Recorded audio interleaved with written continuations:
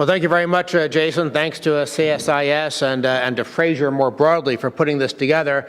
What I want to do is start by cheating.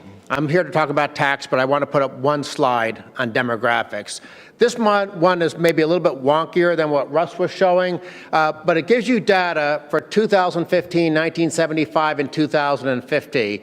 And just look at what is happening to the old age dependency ratio. And this, of course, ties in. It's one of the reasons Jason's last slide about rising levels of government spending in the US and Canada, it's driven by this. I would argue that the most underappreciated change that is happening in the Western world is demographics. We all probably learned years ago in school about the population pyramid. Oh, there's a few old people in your society, a big generation of workers, and then an even bigger generation of children underneath them. Well, what's happening is that population pyramid is changing. We're living longer, so the top of the pyramid's going like this. And every year older I get, because I'm definitely not eligible for that 40 under 40, every year older I get, I appreciate the fact that we're living longer. But we're also having fewer children. So the bottom of the pyramid's going like this. And guess what? When you have modern welfare states that are predicated largely on transfers from young to old, when your population pyramid becomes a population cylinder, that is a slow motion crisis. It's like I have a hand grenade, I pulled the pin, we know it's going to blow up, I throw it out in the audience, and we all just sit there and look at it. That's what politicians are doing in a lot of nations. They are not dealing with this problem that we know exists. As Bill said in the introduction, our workforce in 2035 is already predetermined. And yes, one of the chapters talks about immigration, and you get the right kind of immigrants. You can help yourself out by lowering the age of your workforce and things like that. But by and large, that's only on the margin. So we have a crisis, and people are not paying attention to it in the way that they should.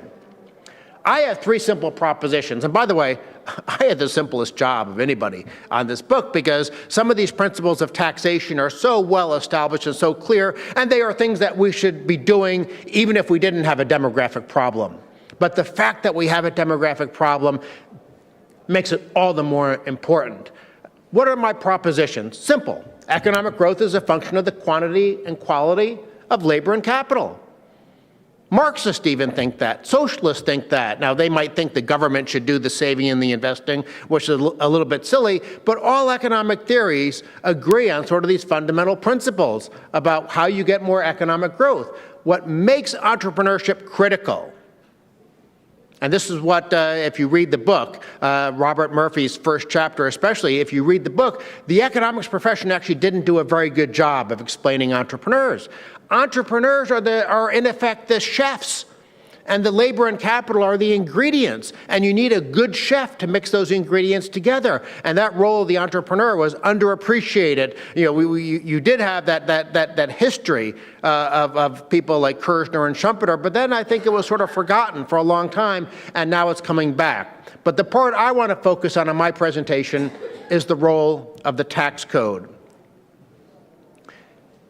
Here is a chart from the chapter that I was involved with, looking at the top capital gains tax rate in different countries. You can see at the bottom, places like Switzerland and New Zealand and Netherlands and Luxembourg at a 0% capital gains tax rate. But look up at the top, and actually I think the French rate has come down a little bit with Macron's reforms, but it's still very, very high. But the United States and Canada are above average. That is not a good way to be above average. If you're talking about income, it's good to be above average. If you're talking about athletic ability, it's good to be above average. There are lots of ways it's good to be above average. Having very high capital gains tax rates is not a good way to be above average, because the capital gains tax, more than any other tax, is destructive, I think, because it's a voluntary tax. You can choose not to pay it. You can choose not to do the investment in the first place, and this is where entrepreneurship plays a key role in this, because what are entrepreneurs looking to do? I mean, yes, there's personal satisfaction in creating and growing a business. It's not all about money to them, but at the end of the day, they're setting up a business because they have dreams, and one of those dreams is to be successful and to provide for their families and build something and create something. Well, under our current tax code, you get punished for saving and investing. Between the capital gains tax, the corporate income tax, the double tax on dividends, and the death tax, you can be taxed as many as 4 separate times when you save and invest your after-tax income, whereas if you immediately consume your after-tax income, by and large, at least in the United States, the federal government leaves you alone. That message is not a positive one for entrepreneurs. And so whether you're discouraging the entrepreneurs in the first place, whether you are in effect forcing them to lock up their capital because they don't want to sell because you can avoid the capital gains tax just by not selling your assets, well, that lock-in effect is economically destructive. There are a whole bunch of ways that this capital gains tax, being at a very high rate, is bad for entrepreneurship. But again, I want to emphasize it's just a piece of the puzzle. Here's a chart showing, for the United States, but other countries you would find very similar data, what happens if you earn income, pay tax on your income, you have some after-tax income. You save it, you spend it right away. On the left side, no tax.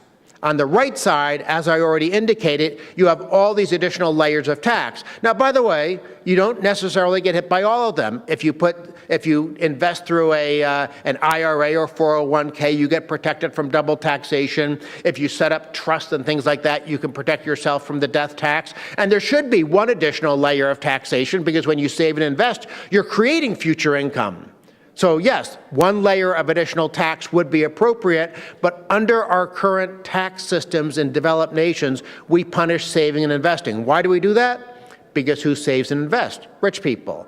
And to the extent that politicians are driven by class warfare and distribution tables and things like that, there's only 2 ways you tax rich people. One is by having high statutory tax rates, which in and of itself is a problem. But the other way is cycling the same income through the tax code more than one time. And that's where capital gains taxes play a role. Because keep in mind, no matter how you slice or dice the data, when you have a capital gains tax, it is double taxation. Capital gains are not even income. They're simply a tax on these in effect, a change in net worth only when you sell an asset.